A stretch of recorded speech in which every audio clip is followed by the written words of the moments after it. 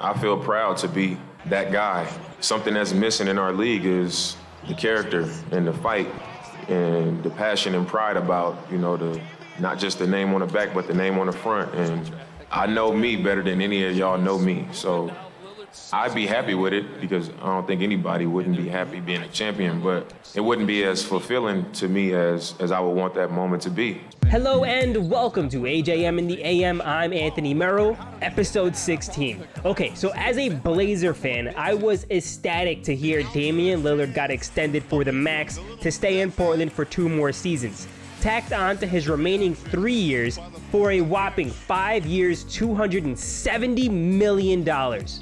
Now, loyalty to a franchise has become a bit of a moot point in recent years, with player movement becoming more and more prevalent.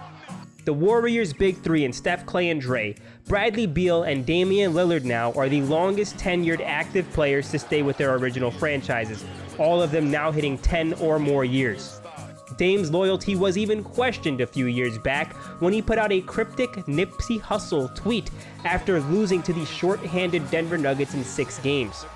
But since then, he has done nothing but double down on the franchise, with the hopes of the Blazers paying him back with more than just a monumental salary.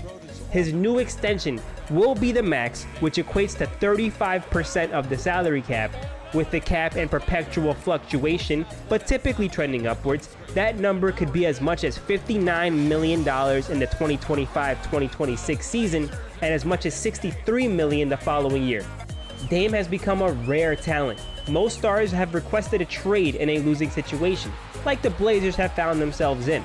But alongside Bradley Beal, Damian Lillard has committed long-term to attempting raising a banner for the team that drafted them. And he's been rewarded with an additional 2 years that could pay him upwards of $60 million when he's 36 years old. The biggest issue now is pairing Lillard with adequate help to win a championship. The Blazers still have yet to pair Dame with an all-star teammate since LaMarcus Aldridge back in 2015. While the franchise has made some moves this offseason to help Dame, they're still paying for their mistakes from prior years, like trading first-round picks for Trevor Ariza and Robert Covington, both of whom aren't even on the team anymore, like trading young stud Gary Trent Jr. for Norman Powell, then extending Powell for 5 years, $90 million, just to trade him to the Clippers for cap relief. But at least under new GM Joe Cronin, the Blazers seem to be undoing years of damage done by Neil Olshey. Their work is still cut out for them though, as Portland has never been a free agent destination.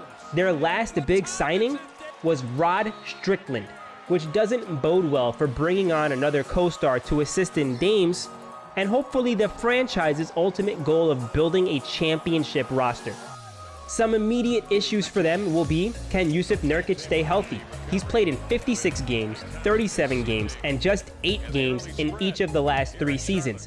But he has a noticeable impact on the game, with massive on-off splits in his favor. The Blazers also tied up a ton of money into Anthony Simons based on his big statistical season last year. But could that be one of those Bill Simmons good stats on a bad team situations? Will he continue to improve, or will that contract start looking pretty bad in a few months? The Blazers have at least made some adjustments, like ending their marriage to Terry Stotts to bring in Chauncey Billups to coach, trading CJ McCollum and replacing him with a Jeremy Grant, adding solid role players in Josh Hart and now championship experience in Gary Payton II. Also, clearing up a ton of cap space for potential signings has been really good management. But they are still very far away from being a real contender. Before I move on, if you like the video, hit that subscribe button to join the Ant Colony and like the video because it helps our channel a ton. Now, Dame alone can assist in making the Blazers a play-in team. But the West isn't getting any weaker. With Kawhi Leonard and Paul George back to lead the Clippers, with the Timberwolves adding Rudy Gobert for potential improvement, the Nuggets are getting Jamal Murray and Michael Porter Jr. back. The Warriors, Suns, and Grizzlies aren't going anywhere. That's already 6 teams. The Lakers are sure to be fighting for a playoff or play-in spot. Luka and the Mavs are still going to be around despite losing Jalen Brunson, and the Pelicans seem to be building something very special last season, and they have Zion Williamson potentially coming back healthy.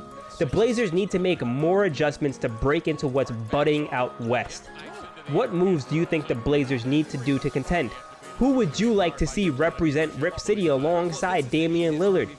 And do you think the Blazers, as currently constructed, are a playoff team, a play-in team, or a bottom feeder? Let me know your thoughts in the comments below. But as always, thank you for watching, and I will see you on Friday.